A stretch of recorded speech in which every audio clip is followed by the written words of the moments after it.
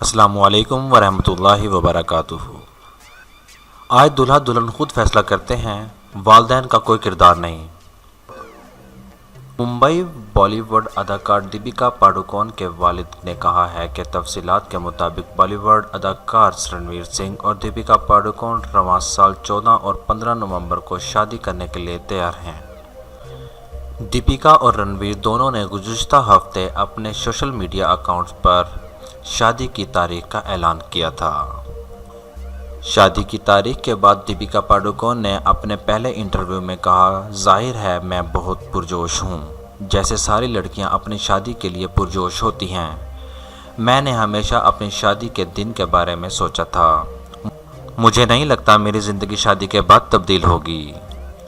ان کے والد نے میڈیا سے بات کرتے ہوئے اب شادیوں کی تیاریوں کا انداز بالکل تبدیل ہو چکا ہے۔ آج دلہا اور دلہن خود ہی ہر بات کا فیصلہ کر لیتے ہیں، والدین کا اس میں کوئی کردار نہیں ہوتا۔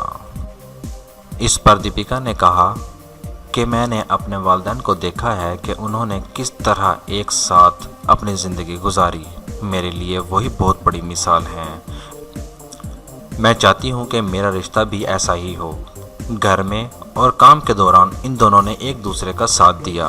السلام علیکم ورحمۃ اللہ وبرکاتہ۔